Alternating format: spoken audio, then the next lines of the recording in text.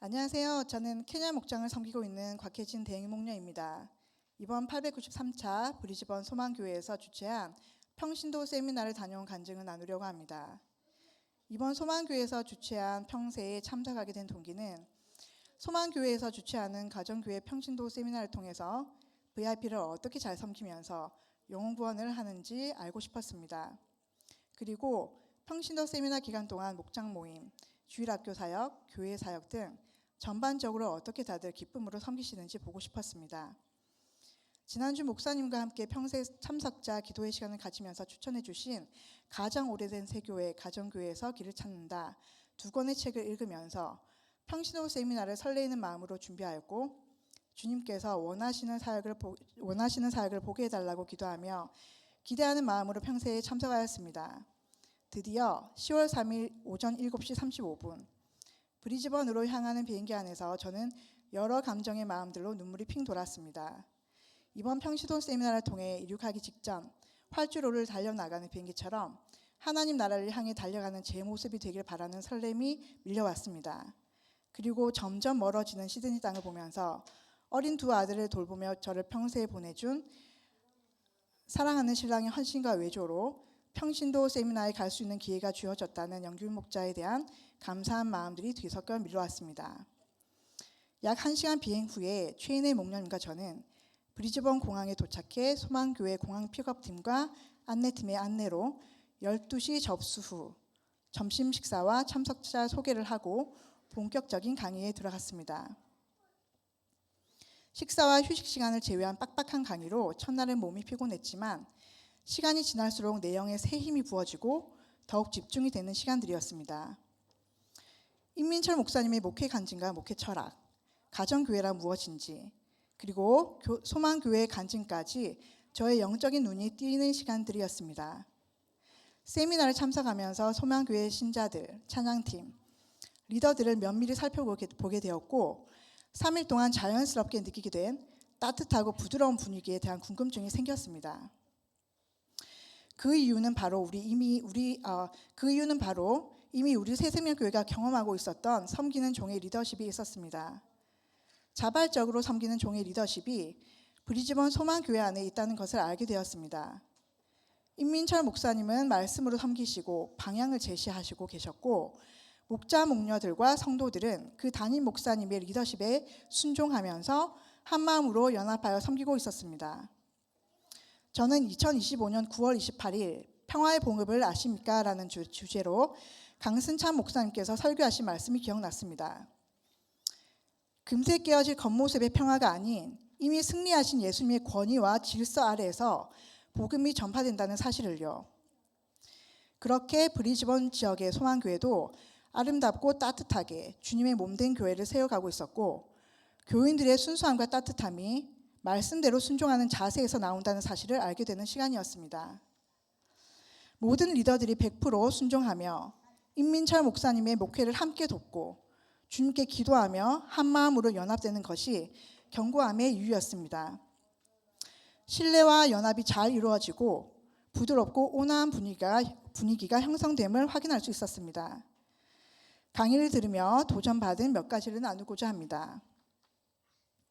첫째로 마태복음 28장 18절에서 20절에 교회의 존재 목적인 열매가 어떻게 맺어지는지 알게 되었습니다. 그리고 목자 목녀의 삶을 통해 자연스럽게 영혼 구원의 열매가 생기고 그리스도의 제자로 만들어지는 것을 알게 되었습니다. 비록 넘어지고 쓰러지지만 예수님을 닮기 위해 노력하고 내 연약함을 십자가 앞에 드러내며 부족하지만 예수를 붙잡고 있는 삶이 목자의 삶이라는 부분이 큰 도전이 되었습니다. 하나님이 기뻐하시는 교회를 만들기 위해 영혼 구원에서 끝나는 것이 아니라 제자를 만들어가는 교회, 나의 거룩함을 보여주는 것이 아닌 부족하지만 거룩한 삶을 살기 위해 발버둥 치는 것을 보여줄 때 제자가 만들어지고 열매가 맺힌다는 것입니다. 둘째로, 목자는 끌고 가는 것이 아니라 한 영혼을 주님의 사랑으로 사랑하고 섬기는 것이며, 우리가 먼저 하나님의 종이 되었기에 이웃과 타인을 성공시키는 사람이 되어야 한다는 점을 다시 확인하며 결심하게 되었습니다. 하나님으로부터 탕감받은 자로서 주님으로부터 나오는 섬김과 사랑이 필요함을 깨달았습니다. 셋째로 요한복음 3장 30절 말씀인 그는 흥하여야 하겠고 나는 쇠하여야 하리라.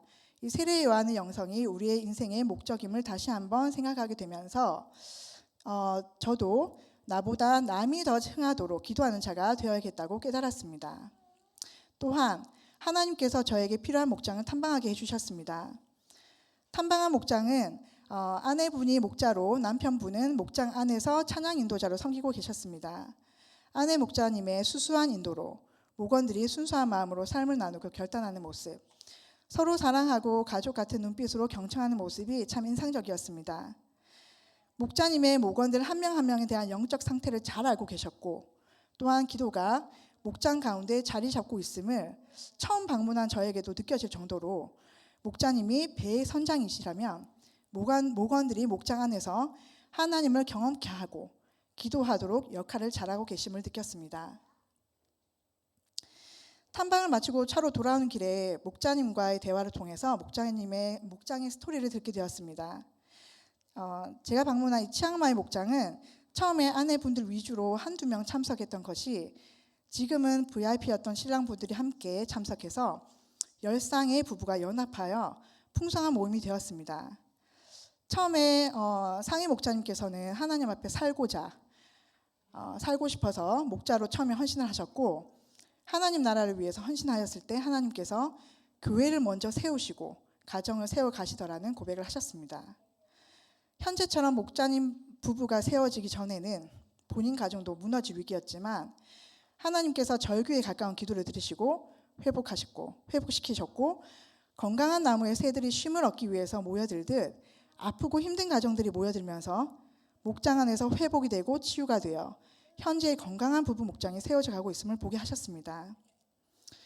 그러한 목자님의 간증을 개인적으로 들으면서 현재 우리 케냐 목장도 비록 부족함이 많지만 하나님께서 현재 치앙마이 목장을 보게 하시며 우리 가정을 세워 부부 목장의 롤모델로 삼아가실 것이라는 기대와 감사를 하나님께 올려드리게 되는 시간이었습니다.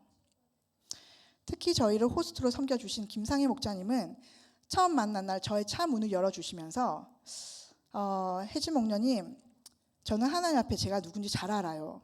그리고 남과 비교하지 않고 저의 속도대로 하나님 바라보면서 변질되지 않고 끝까지 완주하는 것이 저의 목표예요. 라는 말로 저희가 아주 큰 울림을 주셨습니다.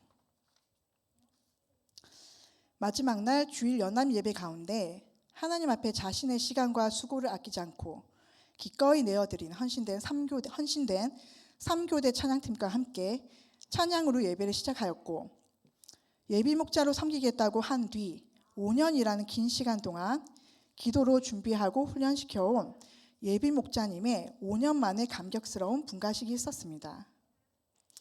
참 감사한 것은 예배를 드리고 나오는데 누군가가 나에게 아는 척을 하길래 돌아보니 지난번 저희 교회에서 평신도 세미나를 할 때 저희가 호스트로 섬겼던 김도 형제님이 계셨던 것입니다. 너무 반가운 얼굴로 너무 감사했다고 현재는 목자로 섬기기 위해서 도 형제님이 준비 중이라는 귀한 결단을 한 얘기를 잠시 듣게 되는 반갑고 하나님이 또 이렇게 일하시는구나라는 현장을 보게 된 시간이었습니다. 그렇습니다. 소망교회 목사님의 주일 설교에서 저는 결심하게 되었습니다. 먼저 이 세상의 영광이 아니라 하늘 상급 바라보며 섬기기로 결심했습니다. 평생 수료하는 주일 설교 말씀에서 우리 그리스도의 인생은 아무리 밟아도 죽지 않고 계속해서 뻗어 뿌리 뻗는 잔디풀과 같은 인생이고 내가 하나님 사랑하기에 섬기는 냉수 한 그릇도 기억하시고 보상해 주시는 주님을 바라보며 사명을 다하기로 결심했습니다. 나의 섬김과 헌신을 통해서 누군가가 사망에서 생명으로 옮겨지는 구원의 복을 얻고 나의 작은 섬김 때문에 하나님의 자녀가 되었다고 고백한다면 이보다 더 큰 기쁨은 없을 것이라고 확신하기 때문입니다. 앞으로 케냐 목장이 하늘 상급 쌓아가는 목장이 되도록 최선을 다하는 목녀가 되겠습니다. 저 혼자는 힘들 것입니다. 우리 새생명교회 목자 목녀님들과 초원식기들과 함께 걸어간다면 사도 바울의 고백처럼 마지막까지 감사하며 완주할 줄 믿습니다. 감사합니다. 하늘 복 많이 받으세요. 네, 저희기도 평소에 주최하지만 또 평소에 다녀온 우리 혜진 목장님 앞으로 목장 잘 세워갈 수 있도록 축복 기도하기 원하시는 분들 다 같이 앞으로 나와서 함께 축복 기도하는 시간을 갖도록 하겠습니다. 우리가 기도할 때 하나님 일하시지요. 또 이렇게 아이들 2살, 4살 어려운 아이들 두고 있지만 또 남편이 또 섬겨주고 우리 교우들 함께 도와줘서 평소에 잘 다녀왔습니다. 은혜 받은 간증 우리 또 혜진 목녀님이 앞으로 신앙생활하면서 또 많은 부야 병원들을 구원할 수 있도록 축복해 달라 통성으로 잠시 기도하겠습니다. 살아계신 아버지 하나님 참으로 감사합니다. 주님 사랑하시는 우리 곽혜진 목녀님 하나님 은혜 가운데 이렇게 변호세미나 잘 다녀와서 은혜로 간증하게 하심을 참으로 감사합니다. 아버지 하나님 그렇습니다. 하나님은 살아계시고 역사하심이 우리 함께 하심을 믿습니다. 아버지 하나님 이번 편도 세미나를 통하여서 아버지 하나님 보고 배운 거 잘 삶 속에 적용해 도와주시고 무엇보다도 영혼 구원에 힘쓰는 귀한 우리 목님 될 수 있도록 도와주시옵소서. 그동안 하나님께서 은혜 주셔서 여기까지 왔습니다. 이제 믿음의 가정이 이루고 귀한 자녀도 선물로 주시고 또 이제 하나님께 주신 귀한 직장도 있습니다. 모든 것들을 합력해서 서로 이게 하나님의 은혜를 경험하게 도와주시고 무엇보다도 아버지 하나님 이제 소망교회에서 보고 배운 대로 우리 생명교회 잘 적용해서 기장 목장을 건강한 가정교회 목장으로 특별히 이제 10가지 행성 모이는 건강한 목장을 세워나갈 수 있도록 주의 성령께서 지혜와 능력을 도하여 주옵소서. 깨어진 가정들을 회복되게 하시고 우리 혜진 목장님의 간절한 기도를 통해서 낭심과 절망한 분들이 주께로 돌아올 수 있도록 주의 성령께서 인도하여 주시옵소서. 혼자는 못 간다고 했습니다. 함께하면 끝까지 멀리 갈 수 있다고 하였습니다. 아버지 하나님 우리 목자모님과 함께 우리 교우들과 함께 끝까지 하나님 나라를 세워나가는 귀한 목자님 될 수 있도록 주님 축복하여 주시옵소서. 이 모든 말씀을 사랑과 은혜가 풍성하신 우리 주 예수 그리스도의 이름으로 축복하며 간절히 기도드립니다. 아멘. 자, 이 시간 우리 올리브 리싱 하겠습니다.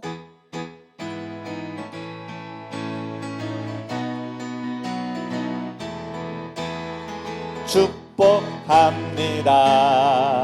주님의 이름으로 축복합니다. 주님의 사랑으로 이곳에 모인 주의 거룩한 자녀에게 주님의 기쁨과 주님의 사랑이 충만하게 넘치기를 축복합니다. God bless you. God bless you. 축복합니다. 주님의 사랑 God bless you. God bless you. God bless you. 축복합니다. 주님의 사랑으로.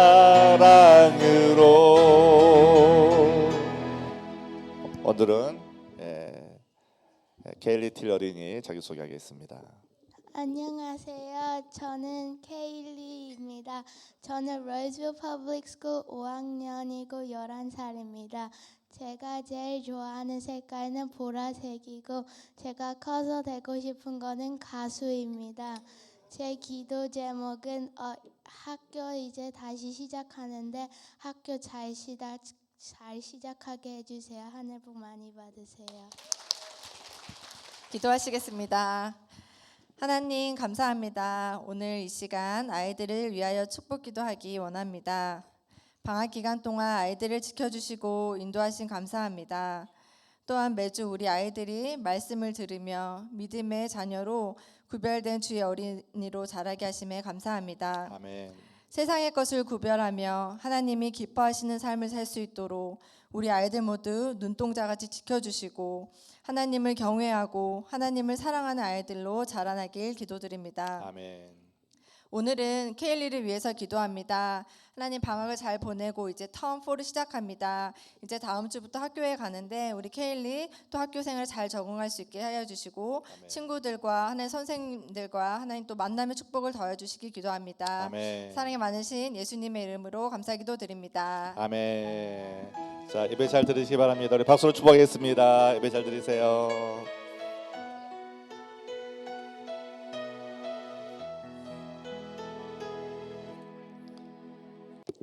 기도하겠습니다. 사랑의 아버지 하나님, 오늘 또 주의 말씀으로 또 저희가 또 한 주간의 삶을 살아가기 원합니다. 주의 말씀 들을 때 이 말씀이 또 우리에게 필요한 진리의 말씀이 되게 하시고 소망의 말씀이 될 수 있도록 주님 도와주시옵소서. 사랑 많으신 우리 주 예수 그리스도 이름으로 감사하며 간절히 기도드립니다. 아멘. 저희가 또 10월 달을 맞이해서 어둠을 이기는 빛이 되라 하는 시리즈 설교를 하고 있는데, 오늘은 두 번째 시간으로 빛으로 오신 그리스도 나에게 어떤 분인가, 빛으로 오신 그리스도 나에게 어떤 분인가, 이런 제목으로 함께 본문의 말씀을 가지고 주의 음성 듣기 원합니다. 우리의 삶은 어떤 삶일까요? 여러 가지 말할 수 있겠지만 우리의 삶은 마치 우승을 향해 기수의 채찍을 맞으며 달려가는 멜번컵에 참여한 경주마와 같지 않을까, 저는 생각해 봅니다. 쉬고 싶어도 쉬지 못하고 달리는 말과 같기 때문이죠. 일하기 싫어도 일을 해야 하고, 1년에 한 번이라도 가족과 함께 휴가를 가고 싶어도 시간이 맞지 않아서 휴가도 가지 못하고, 이런 상황을 매년 반복하기 때문입니다. 겉으로 볼 때는 남들이 부러워하는 좋은 직장에 출근하고, 남들이 부러워하는 그러한 좋은 아파트, 좋은 집에서 살면서, 또 이렇게 이동할 때는 고급 자가용을 몰고 다니기 때문에 멋진 삶이라고 사람들이 이렇게 보고 자신도 멋진 삶을 산다고 말할 수 있겠지만, 사실 부부관계나 자녀관계나 또 친구관계 속에서 일터에서 폭죽이 터지듯이 분노 게이지가 올라가서 서로 상처만 주는 말을 하게 되고, 자신의 마음속 깊은 곳에는 짜증과 분노로 가득하여서 염려와 근심이 많은 사람들이 많을 것입니다. 그래서 깊은 밤이 되어도 잠 한숨 자지 못하는 불면증에 시달리게 되고, 그렇게 고민하다가 뜬 눈으로 새벽을 맞이하는 염려의 노예가 되어버린 사람들이 적지 않다는 것이죠. 오늘 현대인들은 아무리 먹고 먹어도 채워지지 않는 배고픔과 굶주림이 있습니다. 아무리 마시고 마셔도 해결되지 않는 목마름을 겪고 있습니다. 왜냐하면 AI 시대가 도래하면서 자신의 직장에 대한 불안감이 더 커지고 있기 때문이죠. 또 우리는 이민자로 살아가기 위해 영주권을 목표로 살고 있는데, 자꾸 변하는 이민 정책 때문에 미래가 불확실해 보이기도 하고, 때로는 이제 육아에 대한 중압감이 크게 다가오기 때문입니다. 그리고 일터에서 사회생활에서 이런저런 사람들과 엮여 엉킨 실타래와 같은 복잡해진 관계로 인해 늘 억울한 삶을 살고 늘 오해받고 살면서 눈물 흘리기 때문이죠. 그래서 우리의 영혼은 시편 기자의 고백처럼 이렇게 고백하지 않을 수가 없습니다. 내 영혼아, 내가 어찌하여 그렇게 낙심하며 어찌하여 그렇게 괴로워하느냐. 끊임없이 낙심하고 괴로워하며 절망하며 신음소리를 내는 것이 오늘 우리의 삶이라는 것이죠. 그런데 이 굶주림의 대부분은 돈으로 채워보려고 해도 잘 되지 않습니다. 많은 분들이 돈으로 채워보려고 투잡을 뛰고 쓰리잡을 가져봅니다. 그 덕분에 텅 빈 통장에 1,000불, 5,000불, 10,000불, 20,000불, 50,000불, 10,000불, 200,000불 돈이 모아집니다. 그런데 돈으로 채워지지 않아요. 돈을 벌었어도 마음속 깊은 곳에 억울함은 해소가 되지 않기 때문입니다. 내면의 목마름은 해결이 되지 않기 때문이죠. 자신의 목마름을 채워보려고 더 좋은 직장을 갖기 위해 더 높은 학위 과정을 공부도 해봅니다. 졸업을 하고 직장을 구해보지만 예전보다 직장 구하는 것이 더 어렵습니다. 이 굶주림과 이 목마름을 채워보려고 이제는 자신이 안 되니까 이제 자녀에게 자신의 자녀를 성공시켜서 대리 만족을 해보려고 노력해 보지만 먹으면 먹을수록 배고픈 가짜빵이라는 사실을 뒤늦게 깨닫게 되죠. 마시면 마실수록 바닷물처럼 더 목마른 가짜 생수임을 깨닫게 됩니다. 이런 인생을 살고 있는 저와 여러분에게 예수님은 다정하고 따뜻한 목소리로 고통의 삶을 살고 있는 우리들의 한복판에 서서 선언하십니다. 내가 너희들의 배고픔을 해결해주는 생명의 빵이다. 생명의 빵은 세상에서 찾는 것이 아니라 바로 나에게서 찾아야 한다. 우리 예수님 말씀하신 거예요. 오늘 함께 읽은 35절의 말씀을 예수님이 이 시대에 오셔가지고 말한다면 어떻게 말씀하실까? 제가 기도하면서 한번 정리해봤어요. 성경 구절 읽어드리면 뻔하다고 생각해서 여러분 보지도 않을 것이고 듣지도 않으실 것 같아요. 기도하면서 이렇게 또 원어 성경 가지고 묵상하다가 이런 생각을 해보았습니다. 얘들아, 내가 너희에게 배고픔을 해결해주는 생명의 빵이다. 너희들 가짜 빵 먹다가 배고프다고 낙심하지 말고 진짜 빵인 나를 먹어라. 내가 진짜 빵이다. 나에게 오면 배고프지 않을 것이다. 나를 믿으면 영원히 목마르지 않을 것이다. 그래서 이 시간 우리 말씀하면서 한번 질문해 보십시다. 한번 진지하게 생각하면서 한번 질문해 보십시다. 생명의 빵이신 예수 그리스도는 이 어두운 시대 굶주리고 목말라하며 고통 속에서 한숨 지으며 살고 있는 나에게 과연 어떤 분인가 하는 것입니다. 예수님은 과연 나에게 어떤 분인가? 그저 십자가에 달려 나를 위해 죽으시면 이런 거 말고요. 예수님은 내 인생에 진짜 어떤 분인지 한번 진지하게 질문해 보자는 거예요. 왜요? 그분은 소설 속에 나오는 가짜가 아니고 사람이 만들어낸 가짜 신이 아니고 진짜 신이시고 진짜 하나님이시고 진짜 인간이기 때문입니다. 자, 그러면 예수님 나에게 어떤 분인가? 첫 번째로 예수님은 영적인 배고픔을 해결해 주신 분임을 우리가 오늘 말씀을 통해서 깨닫게 됩니다. 다 같이 한번 따라서 하겠습니다. 예수님은 영적인 배고픔을 해결해 주시는 분이시다. 여러분, 배고프면 어디 가요? 식당에 가죠? 여러분, 배고프면 식당에 가면 됩니다. 그런데 우리 이민교회 문제는 어디 있어요? 배고프면 교회 와요. 점심이 맛있어야 돼요. 여러분, 배고프면 식당에 가요. 지식에 대해 목마르면 도서관에 가고 대학에 가면 됩니다. 하지만 영적인 배고픔은 식당에서 해결이 안 되고 영적인 배고픔은 도서관이나 대학에서도 해결이 안 돼요. 여러분, 우리가 왜 이 자리에 모였으면 우리는 영적으로 배고프고 목말라서 온 거예요. 예수님은 청중들이 이해하기 쉽게 배고픈 그들이 먹을 수 있는 생명의 빵이라고 자신을 소개하셨어요. 이건 진짜 우리가 먹는 빵이 아니라 바로 빵이라는 상징을 사용한 것이죠. 빵은 배부른 사람에게는 필요가 없어요. 배고픈 사람에게 빵이 필요합니다. 한국 사람에게는 생명의 밥이라고 표현할 수 있을 거예요. 요즘 말로 배고픈 사람들에게 필요한 버거입니다. 버거 한 개. 자, 세상은 우리에게 성과라는 빵을 먹도록 독촉합니다. 끊임없는 승진을 위해 고액 연봉을 받기 위해서 일해야 한다. 또 이렇게 돈을 모았으면 재테크를 해라. 너에게는 더 나은 매니저 자리를 갖기 위해서 스펙이 더 필요하다. 세상은 끊임없이 성과라는 빵을 먹어야 살 수 있다고 우리를 유혹합니다. 물론 IQ가 200점 되는 사람들은 이런 성과의 빵을 나름대로 잘 먹으면서 성공했다고 고백할 것입니다. 그런데 인구 82억 중에 과연 몇 프로의 사람이 이 성과의 빵을 먹고 나름대로 성공했다고 고백할 수 있을까요? 세상은 우리에게 속삭입니다. 너는 이런저런 성과를 내야 한다. 그래야 넌 성공할 수 있어. 교회에서도 이런 세상의 가치관에 물들어버린 우리들이 교회 사역을 할 때 늘 자기의 생각대로 편견과 이 선입견의 눈으로 해석해 갑니다. 그러다가 시험에 들고 그러다가 낙심하고 그러다가 절망하게 되는 것이죠.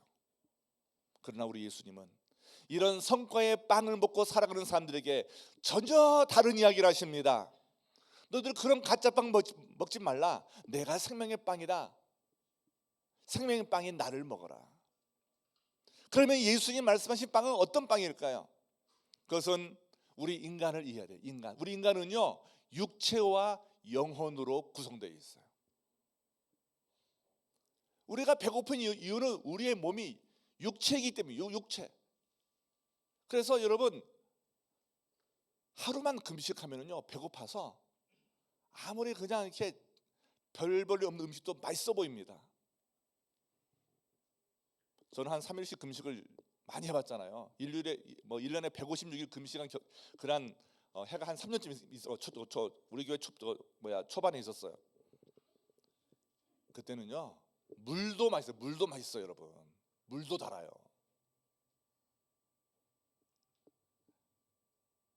별로 밥맛이 없는 분들 오늘부터 3일 금식을 시도해 보시기 바랍니다. 밥이 맛있어질 거예요. 밥맛이 없다 이런 분들은 뭐예요? 지금 배가 불러서 그래요. 배가 불러서. 지금 예수님이 자신은 생명의 빵이래요. 나를 먹으래요. 그런데 우리 예수님은 어떻게 예수님을 먹을 수 있을까요? 자, 인간은 영혼과 육체로 구성되어 있는데 우리의 영혼이 배가 고파요. 우리 영혼이. 근데 영혼은 눈에 안 보이잖아요. 영혼이 배가 고파 죽겠는데 우리는 영혼의 목소리를 듣지 못해요. 영혼에 대한 느낌이 없어요. 그러니까 우리는 그냥 대충 사는 거예요. 2025년을 살고 있는 우리 생명교 교우들에게, 그리고 우리가 경험하는 이 굶주림은 무엇인가? 먹을 것이 없어 배고픈 것이 아니라 존재의 굶주림 속에서 방황하고 있다는 사실을 우리는 깨닫게 되는 것입니다. 존재의 굶주림.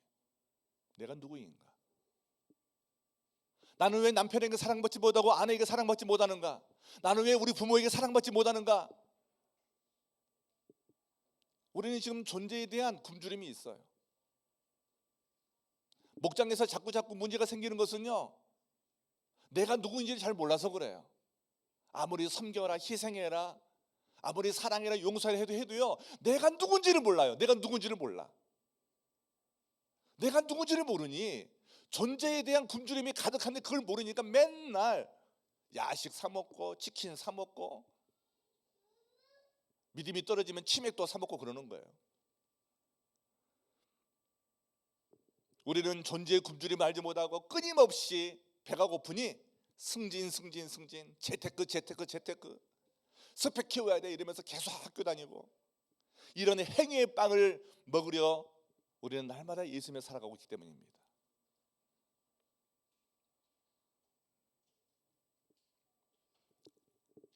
뷔페 식당에 가면은요 음식이 많이 지연되어 있어요. 그래서 자신이 먹고 싶은 음식을 자유롭게 가져다 먹을 수 있습니다. 그런데 한 번 가져다 먹고 두 번 먹으면 배가 부르잖아요, 그렇죠? 근데 또 비싼 뷔페 왔는데 한 번 더 먹어야지. 세 번째 갑니다. 근데 이제 욕심 있는 분들은요 배가 부르지만 또 가요, 또 가. 4번, 5번. 예. 제 친구 중에 유도 주니어 국가대표 한 친구가 그 친구는 10번까지 왔다 갔다 하는 10번까지. 잘 먹어요. 근데 여러분 잘 보세요. 우리가 이제 처음에는 막 맛있게 먹다가요 한 접시 3번쯤 갖다 먹을 때부터 우리에게 뭐가 나온지 아세요? 평가가 나와요. 야, 이거 음식 맛있다. 이건 맛없다. 야, 이건 먹을만하다. 야, 이 가성비가 괜찮대 나쁘네. 그때부터는 평가가 시작돼요. 맛과 상관이 없어. 평가가 시작돼요. 그리고 이제 사진을 찍어요. 그래서 인스타에 올려요. 돌아가서는 어떡합니까? 그 식당에 맛이 있네 없네 댓글까지 남깁니다. 평점을 남겨요.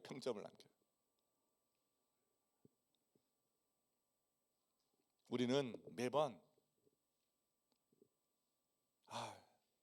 뷔페 식당 가가 이번이 마지막이야 이러면서도 또 가듯이 자꾸 왔다 갔다 하듯이 직장 생활도 자녀 양육도 또 재정이라는 이런 부분에 있어서 늘 이 직장 자녀 재정이라는 뷔페에 가서 자꾸 접시에 음식을 가득 담아 봅니다. 근데 아무리 먹어도요, 직장에 대해서 만족이 없고요, 자녀에 대해서 만족이 없고요, 돈을 아무리 많이 쌓아놓아도 만족감은 잠깐이고 돌아설 때마다 허탈감만 생기는 거예요. 자녀와 작정과 재정 등이 나오는 뷔페 음식을 많이 먹고 배가 불러도 여전히 내 마음이 공허한 이 느낌은 우리가 생명이 아닌 성공이라는 썩을 양식을 취하고 있기 때문입니다. 사랑하는 여러분, 저 여러분이 지금도 나 자신을 입증하기 위해서 직장에서 성과를 내야 되고 또 좋은 부모가 돼야 되고 경제적 안정을 취하기에 혹시 세상에서 빵을 굽고 있지 않습니까? 그러나 그 빵은 결코 우리 영혼의 배고픔을 채워주지 못할 것입니다. 그러나 우리 예수님은 우리의 존재 가치를 채워주시는 분이세요. 너는 내 사랑하는 아들이다, 사랑하는 내 딸이다, 너는 나에게 가장 귀한 존재다. 내가 너를 위해, 너의 죄값을 위해, 나는 죄가 없지만 대신 십자가에서 너의 죄를 다 용서해 놓으라. 우리의 무너진 존재를 회복하시는 분이 바로 우리 예수님이세요.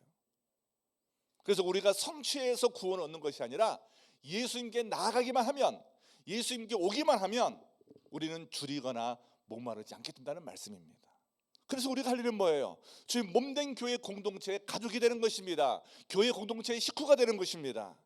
교회의 머리는 예수 그리스도시기 때문에 우리가 주님의 몸된 교회의 식구를 함께 만나서 서로 사랑으로 교제하면서 목장에서 가족이 되고 식구가 되고 초원에서 가족이 되고 식구가 되고 주일에 함께 모여서 예배드리면서 주님의 뜻을 이루기 위해 우리 함께 살아간다면 우리가 현재 경험하고 있는 존재의 굶주림은 사라질 거예요. 주님은 저와 여러분의 스펙과 지위와 상관없이 저와 여러분을 주님의 자녀로 인정해 주십니다. 저와 여러분이 아무것도 바라지 않고 정말 아침에 일찍 일어나서 하루 첫 시간을 주 앞에 드리는 마음으로 새벽 미라클 줌 기도에 참여하여 간절한 마음으로 주님을 사랑한다고 고백할 때, 주님의 임재를 구할 때 주님은 가장 먼저 그래, 내가 너를 사랑한다, 우리의 가치를 인정해 주시고 우리에게 진정한 평화와 안식을 부어 주실 것입니다. 사랑하는 여러분, 이제 나를 증명하는 빵 굽기를 멈추고 생명의 빵을 취하시기 바랍니다. 생명의 빵을 취한 사람이 있습니다. 바로 이방인들에게 복음을 전했던 사도 바울이에요. 사도 바울이야말로 생명의 빵이신 예수 그리스도를 취한 결과 삶 전체로 증명해 보인 가장 강력한 증인이 되었죠. 바울의 고백을 들어보세요. 갈라디아서 2장 2절의 고백은 특별히 오늘 함께 읽은 본문에 나오는 말씀이죠. 나에게 오른 자는 결코 줄이지 아니할 터여라는 이 약속이 우리의 실제 삶에서 어떻게 나타나는지, 실현되는지를 보여주는 가장 명확한 증거가 됩니다. 사도 바울이 생명의 빵 되신 예수 그리스도를 통해서 영원한 만족을 얻었음을 그의 고백을 통해서 우리가 보게 되는, 첫 번째는 빌립보서 3장 7절 8절 말씀이에요. 바울은 이전에 자신이 자랑했던 모든 것을 해로 여길 뿐만 아니라 배설물로 여긴다고 그는 고백했습니다. 바울은 지식이 많은 사람이었죠. 바리새인적인 바리새인교 로마 시민권자였죠. 그는 대학을 졸업할 때 수석으로 졸업한 사람이었어요. 그러나 자기가 가진 모든 경력과 자신의 모든 학력은 예수 그리스도 앞에서 다 배설물이다. 배설물 뭐예요? 똥이라는 거예요. 똥. 다시 말해 썩을 양식에 불과하다는 것입니다. 바울은 예수님 만나기 전에는 율법에 열심이었어요. 그래서 예수님이 생명의 빵이 될 수가 없었습니다. 그저 예수 믿는 것은 자기에게 아무 유익이 없다고 생각했어요. 그러나 바울이 예수님을 영접하고 예수님을 모시면서 그런 예수님의 탁월함을 보았습니다. 예수 그리스도를 얻는 지식이 이 모든 것보다 가장 높고 가장 귀하다는 사실을 그는 깨달았습니다. 그래서 바울은 그리스도 안에서 영혼의 근원적인 굶주림이 완전히 해결했기 때문에 세상의 어떤 성과나 자랑도 더 이상 가치를 가질 수 없음을 그는 고백하게 된 것입니다. 생명의 빵을 얻었기에 사도 바울은 자기가 가진 모든 다른 이력이나 경력에서 더 이상 빵을 구하지 않았던 것이죠. 더 나아가 갈라디아서 2장 20절 말씀 보시면 사도 바울은 내가 그리스도와 함께 십자가에 못 박혔나니 그런즉 이제 내가 사는 것이 아니요 오직 내 안에 그리스도가 사는 것이라고 고백했습니다. 이건 뭘 말하느냐? 더 이상 내가 살지 않는 새로운 생명의 원천이 바로 예수 그리스도가 된다는 것입니다. 바울은 먼저 자신의 죽음을 선포합니다. 이전에 자랑하며 교만하고 자기를 사랑하며 이렇게 썼던 디모데후서 3장 2절의 말씀에 그런 자신의 옛 자아는 다 죽어버렸고 이제는 새로운 자아가 태어난 것입니다. 바울이 죽었더니 그리스도의 생명으로 다시 살아난 것입니다. 이제 그의 삶을 움직이는 원동력은 예수님, 그분의 생명이 된 것이죠.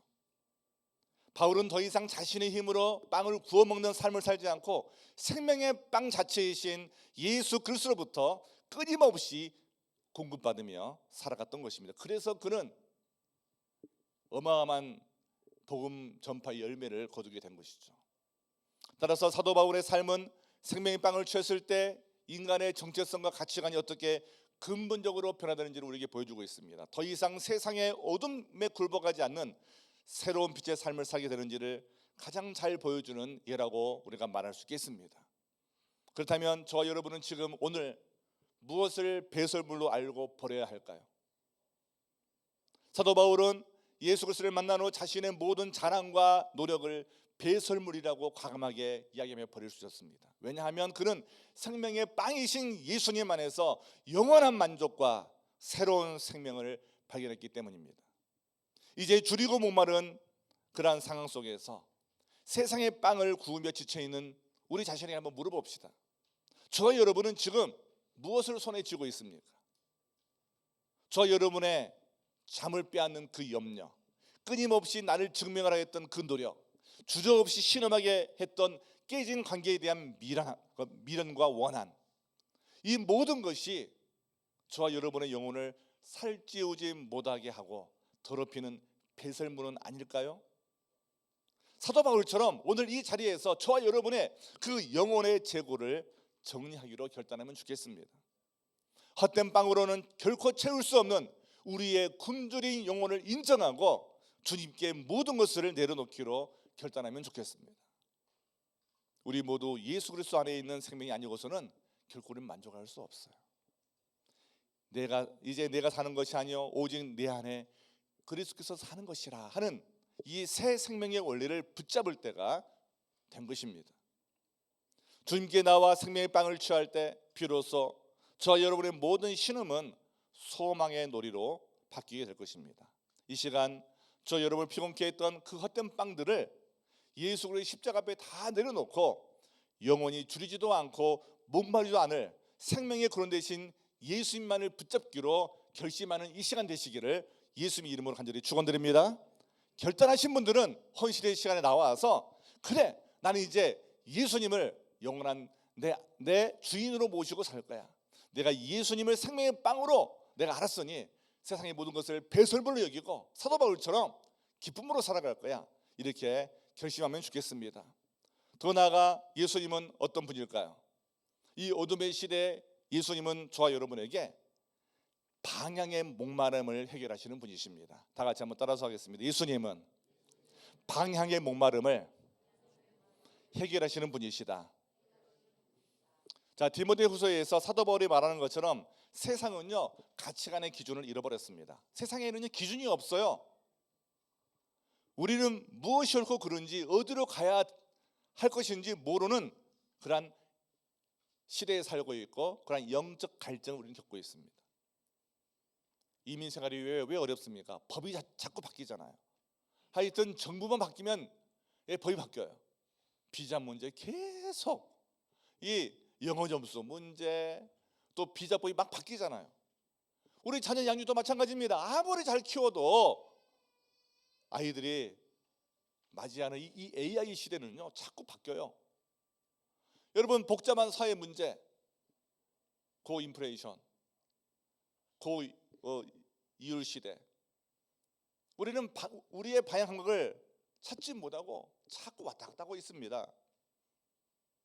저와 여러분이 인생의 중요한 결정을 내릴 때 우리는 대부분 뭐 유튜브를 보든지 재테크를 하든지 세상의 지혜를 찾고 있지 않습니까? 하지만 우리가 그리스도인은 우리는 빛 대신 예수 그리스도를 찾아야 됩니다. 예수님은 생명의 빵이시자 동시에 세상의 빛이 되시기 때문이죠. 요한복음 8장 12절 말씀 보십시오. 나는 세상의 빛이다. 나를 따르는 사람은 어둠 속에 다니지 아니하고 생명의 빛을 얻을 것이다.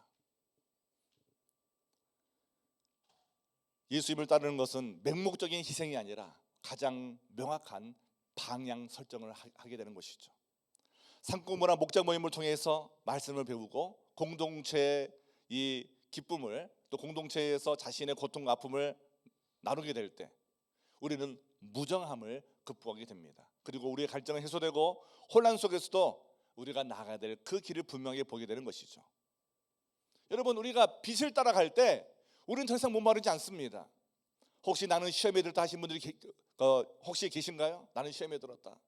그럼 질문해 보겠습니다. 오늘 아침에 어제 그저께 주님이 저와 여러분에게 뭐라고 말씀하시던가요? 주의 음성을 들으셨나요? 주님께서 나에게 어떤 삶을 살라고 권면하시던가요? 나에게 사랑하라고 하시던가요? 용서하라고 하시던가요? 아니면 빠르게 뭔가를 결정하라고 하시던가요? 아니면 조금 더 인내하고 버티라고 기다리라고 말씀하시던가요? 대부분 시험에 든 사람들은 말씀 읽지 않습니다. 기도도 하지 않습니다. 과거에 내가 들었던 말씀 한 구절 그게 기억나가지고 그것 붙들고 결정하는 거예요. 하나님은 아무 액션을 취하지 않으셨어요. 근데 자기가 결정해놓고 하나님이 자기에게 말씀했다고 거짓말을 진짜처럼 말하는 것입니다. 그러니까 실패의 길로 가는 거예요. 낙심의 길로 가는 거예요. 주님, 오늘 또 우리와 함께 하시는 임마누엘의 하나님이세요. 그 주님과 함께 동행하기 위해 우리는 말씀을 매일 묵상하고 기도의 자리에서 주님께 간구하며 부르짖는 것입니다. 잃어버린 우리의 권리를 되찾게 해달라고 하나님께 간구하는 것입니다. 금요일 오전 6시 30분 어떤 분들은 코를 골며 주무시고 계실 거예요. 어떤 분은 출근하고 있겠죠. 자, 금요일 오전 6시 30분 이 시간에 우리 교회 주일학교 아이들이 줌에 들어와가지고 새벽 기도를 시작했어요. 3주째 새벽 기도를 했어요. 누가? 5살 먹은 아이들이, 6살 먹은 아이들, 10살, 11살 된 아이들이 새벽 기도를 시작했어요. 물론 엄마 아빠가 깨워서 들어왔겠죠. 하지만 중요한 건 뭐예요? 어려서부터 전사님이랑 선생님이랑 같이 주미에 들어와서 말씀을 읽고 같이 기도를 하잖아요. 그 시간에 성령님이 일하시는 거예요. 성령님이 깨우쳐 주는 거예요. 여러분, 빌리그레 목사님은 5살 때 성령의 음성을 듣고 목사가 되기 결심해서 빌리그레 목사님은 2억의 영혼들을 예수 믿게 하고 천국 갔어요. 여러분, 사무엘 선지자는 3살, 4살 되었을 때 하나님의 음성을 들었어요. 우리가 왜 이런 말씀에 관심이 없는지 아세요? 우리는 경험이 없어요. 경험이 없어. 그냥 늦게 예수 믿었으니까 관심이 없어요. 하지만 중요한 게 뭔지 아세요? 어려서부터 새벽을 깨워 기도하면서 만나와 같은 그날의 하나님의 말씀을 우리가 묵상하며 하시면서 기도하면은요, 하나님이 정해주신 그 바른 길을 걸어갈 수 있다는 거예요. 주의 말씀은 내 발의 등이요 내 길의 빛이니이다. 주님이 매일매일 나에게 말씀하세요. 오늘은 이렇게 하면 어떻겠니? 오늘은 직장에서 좀 참으면 어떻겠니? 오늘은 네가 이렇게 결정하면 어떻겠니? 주님 우리에게 말씀하신다고요. 우리가 못 들어서 그렇지 그 음성이 들리면 우리 인생은 완전히 달라집니다. 오늘 우리가 찬양을 어떻게 했어요? 율동에서 율동. 이건 우리 찬양팀장이 하나의 음성을 두고 저한테 수요일에 제안한, 목사님 뭐 상황이 이런데 지금 이렇게 하기 좀 어려운데요, 이번 주일날은 이렇게 우리가 하나님을 찬양하면서 이렇게 영상으로 틀어놓고 찬양 어떻겠습니까? 제가 딱 듣고 한 3-4시간 좀 기다리면 기도해봐서 하나님 뭡니까? 근데 하나님 저에게 마음을 감동을 주는 거예요. 그래, 자발적으로 이렇게 섬기는 마음 참 귀하고, 또 이게 가사를 보니까 참 하나님 나라에 대한 귀한 가사더라고요. 그래, 하나님 나라는 기뻐하는 나라지. 하나님 나라는 정말 기쁨이 충만한 나라지. 맞아. 그래서 이렇게 부탁을 드렸어요. 오늘 정말 은혜로운 찬양을 함께 드리지 않았습니까? 사랑하는 여러분, 우리가 주의 음성 들으면은요 낙심하지 않아요. 절망하지 않습니다. 낙심과 절망의 고난의 길을 가더라도 그 길을 가더라도 우리가 터널 속에 들어가면 터널의 끝이 있잖아요. 그 끝이 보이잖아요. 그래서 우리가 터널을 가는 거 아니겠습니까? 그러므로 오늘 저 여러분이 주의 음성을 들은다면 우리는 인생의 방향을 재설정할 수 있다는 확신을 가지시기 바랍니다.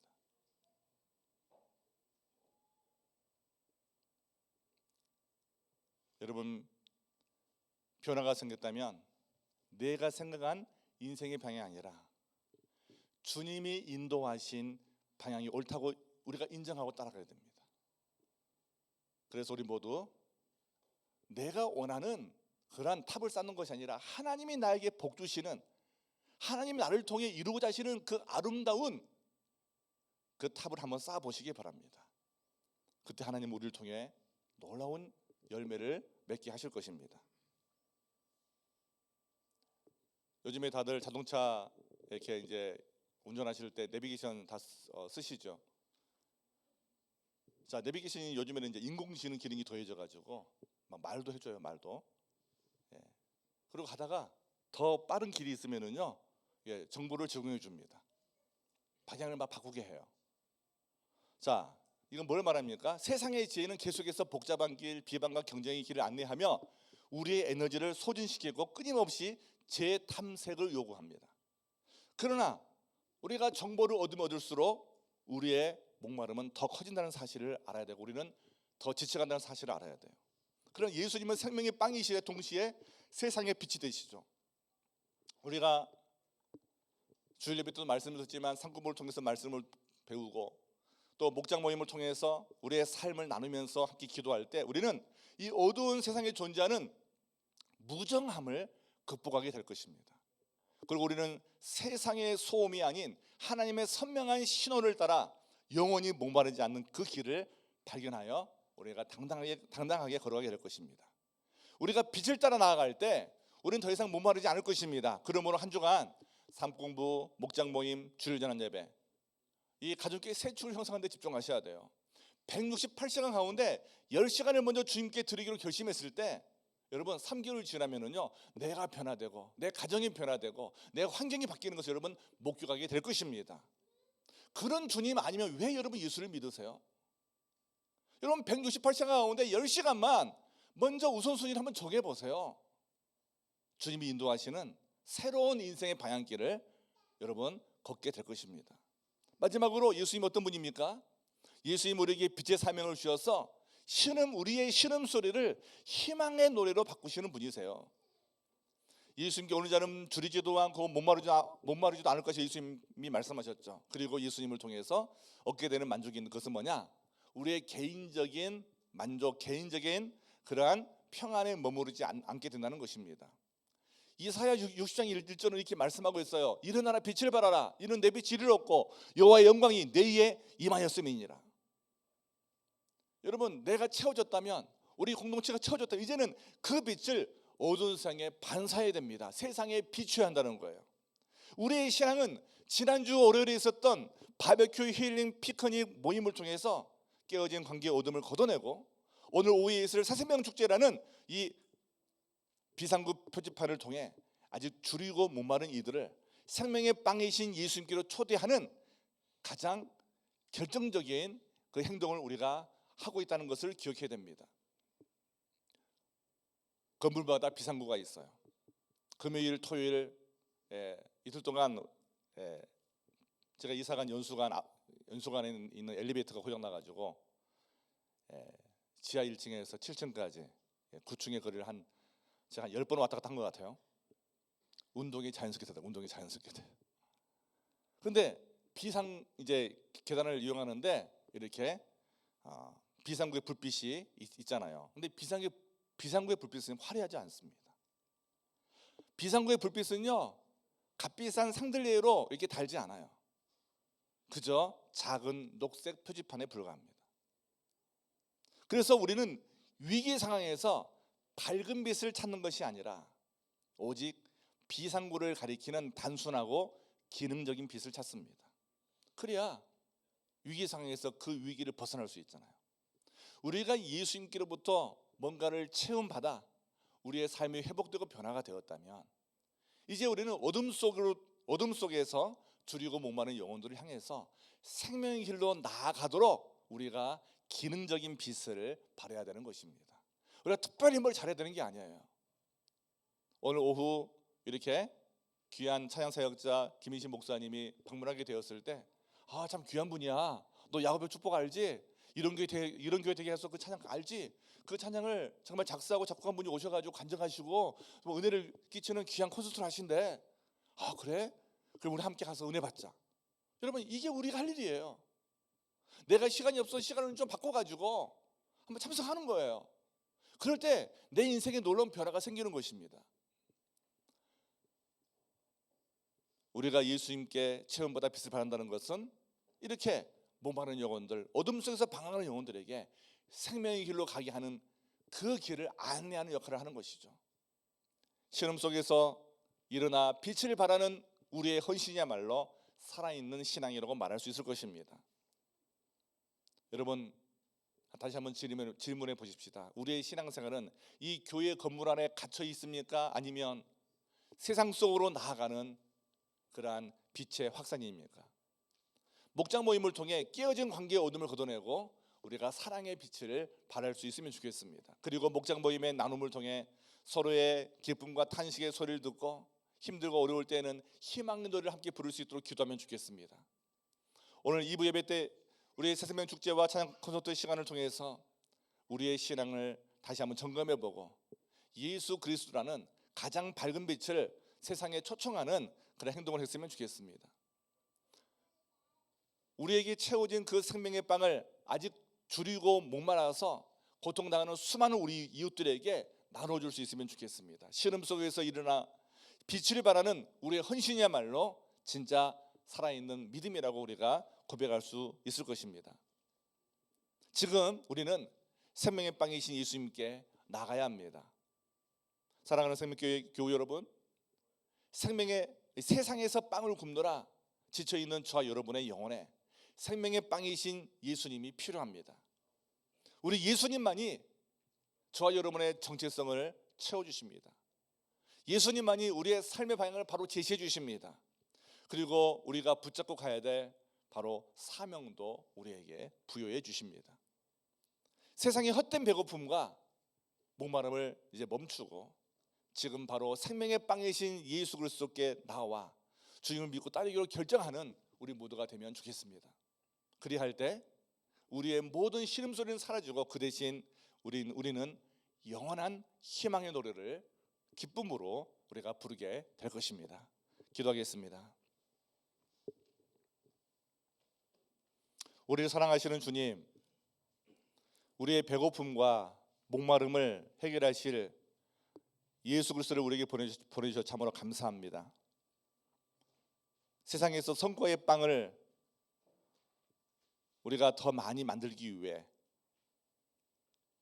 우리가 노력하고 헌신했지만 성과의 빵을 만들면 만들수록 더 배고파하고 있는 우리들에게 생명의 빵이신 예수님을 보내주신 참으로 감사합니다.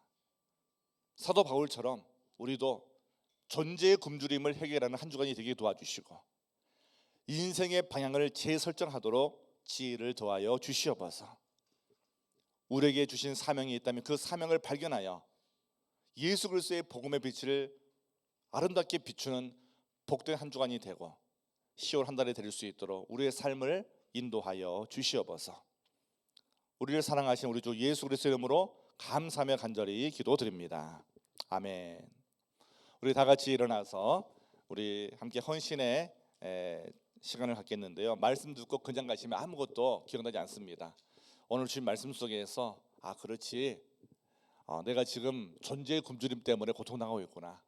생명의 빵이신 예수님만서 내가 존재의 굶주림을 해결할 한 주간이 되기로 결심해야지, 이렇게 결심하시든지, 아니면 지금 잡을 구하지 못하고 아니면 또 이렇게 인생의 방향을 결정하지 못하고 방황하는 분들이 있다면 그렇지, 예수님께서 바로 내 인생의 내비게이션이지. 내가 예수님의 인도하심을 따라가기 위해서 한 주간 내가 기도 자리에서 말씀 묵상하며 살아야 되겠다 결심하시든지, 아니면 아직 나에게 많은 것이 풍족하고 누릴 게 많이 있는데 아직도 나 혼자만, 우리 가족끼리만 먹고 사는 데만 관심이 있다면, 아니야, 이 풍성함을 바로 나누라고 베풀려고 하나님이 은혜 주셨지. 이제는 베풀며 살아야지. 그렇다면 이제 내 사명을 발견하고 빗댄 그러한 그리스도로 살겠다고 결심하시든지, 이 중에 하나만 결심하시면서 우리 예수님 관계된 찬양을 드리면서 오늘 예배를 마치도록 하겠습니다.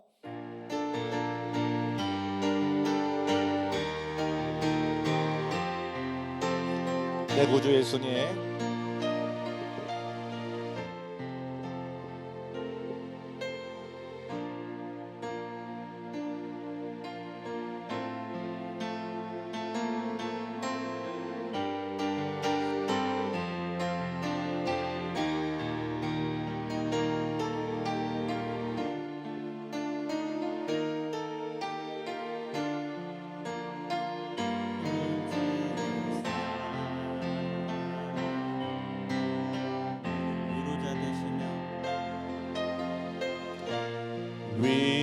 위로자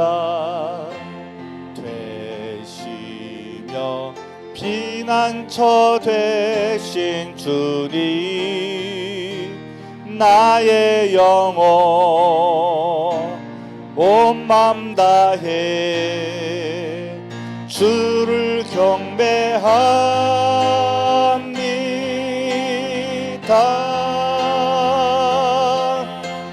온 땅이여 주님께 외쳐라. 능력과 위엄의 왕 되신 주, 산과 바다 소리쳐 주의 이름을 높이리. 주행하니 기뻐 노래하며 영원히 주님을 사랑하리라. 신실하신 주의 약속 나 받았네. 처음부터 내 구주 예수님,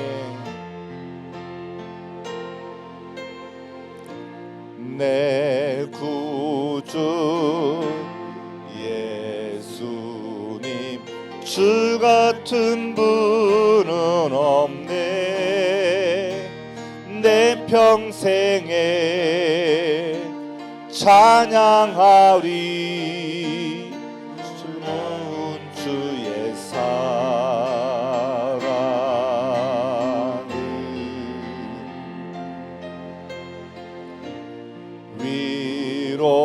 위로자 되시며 피난처 되신 주님, 나의 영혼 온 맘 다해 주를 경배합니다.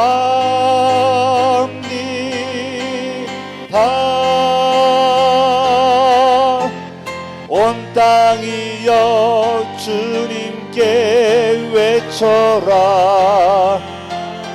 능력과 위엄의 왕 되신 주, 산과 바다 소리쳐 주의 이름을 높이리. 주행하니 기뻐 노래하며 영원히 주님을 사랑하리라. 신실하신 주의 약속 나 받아. 신실하신 주의 약속 나 받았네.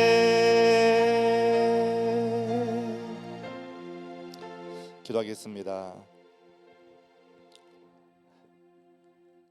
이제 평안한 마음으로 세상에 돌아가십시오. 선한 일에 용기를 가지시며 악을 악으로 갚지 마십시오. 항상 연약한 자를 도우시며 병든 자를 찾아보시며 곤란당하는 이웃을 위로하십시오. 모든 사람을 존경하시며 주님께 봉사하고 주님을 사랑하십시오. 모든 일을 믿음과 사랑으로 행하시며 어떤 일에도 소망을 포기하지 마십시오. 그리고 거룩하신 성령께 순종하여 기쁨과 감사의 생활을 해 나가십시오. 우리 하나님 아버지는 여러분을 항상 도와주실 것입니다. 아멘. 이제는 우리 개인의 목자가 되시며 교회의 머리가 되시는 우리 구주 예수 그리스도의 은혜와 독생자 예수님을 십자가에 못 박아 죽이시면서까지 우리의 죄를 용서해 주시며 우리를 사랑하신 아버지 하나님의 그 크신 사랑하심과 우리를 예수 믿게 하시고 하나님의 자녀로 살게 하시는 성령 하나님의 인도하심과 위로하심과 교통하심이 이 어두운 시대 속에서 빛 대신 예수님이 누구신지를 깨닫고 이제는 예수님을 내 삶의 주님으로 모시며 존재의 굶주림을 해결하고 인생의 방향을 재설정하는 지혜를 가지고 사명을 이루며 살기로 결심하는 주의 자들 머리머리 위에 우리 성생명 공동체 위에 우리가 섬기는 선교주와 세계 열방 가운데 이제로부터 영원까지 항상 함께 있을지어다. 아멘.